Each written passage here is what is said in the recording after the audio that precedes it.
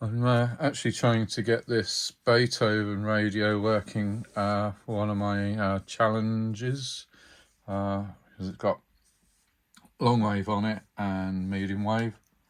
It's from 1932. This is the inside of it. The case is in the other room. But at the moment, it's really complicated because it has about 5 different power supplies because it's a battery radio. So it's got, I think it's got minus 1.5 volts and minus 3 volts for grid biases.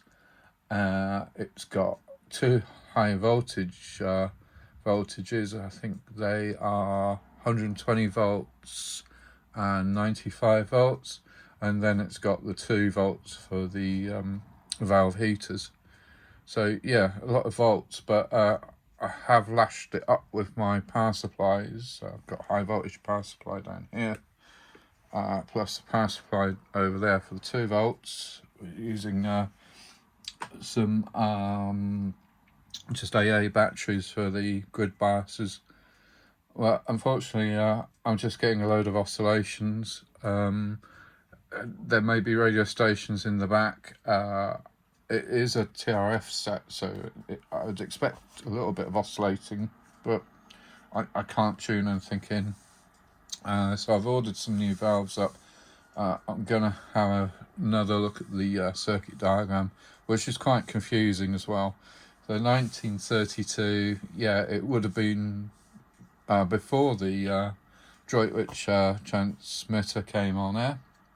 So I would imagine it was receiving a long way from Daventry. But it'd be nice to get it working, but, well, just watch this space, really. There's been various hacks over the years as well. There's a switch on the front that's connected into the wave change switch there. I'm not really sure what its purpose is. Only imagine that the wave change switch is broken. I don't know. Valve bases are very dodgy. There's one that's just floating in midair. We'll have a look over the top and have a look at the valves. The valves in the back. There's a light bulb in the back as well. That's not a light bulb as such. Well, it is, but it's used as a fuse. There is a dial lamp in here as well, which is odd for a battery valve radio. But yeah, they're the old valves. Have been experimenting with tin foil as well, trying to cover some of them, but they're not the right valves excuse me, for this set anyway. So I've ordered up the right ones, and hopefully that will make it work. Anyway, this is not the radio for today's challenge. We're going to have a look at the radio that's sat above my high voltage power supply. This is another Kenwood Communications Receiver. It's an R5000, probably from about the 80s. I think it's already tuned in for a long wave, so let's power it on. It is an astonishingly beautiful piece of music and moment from this opera.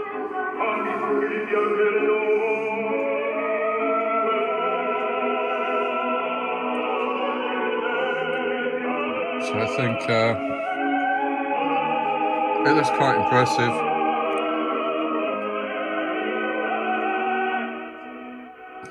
I had to buy a new power button for this because it was missing it when I bought the radio. Very expensive for a piece of plastic. Came from the continent. It must have been 20-30 quid for that plastic button, but it makes it look good.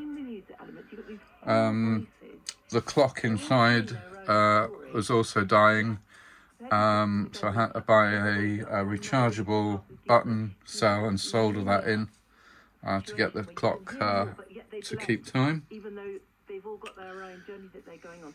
So I love the way that people are together like that. This has got some aftermarket filters in, which are quite nice. They're kind of high-end filters. So when you look when you're listening to shortwave, you've got some really good filters. It's also got a VHF option in there, which allows you some VHF amateur band coverage. Unfortunately, it doesn't go down to FM radio, which would have been nice. But this is really for amateur radio. So,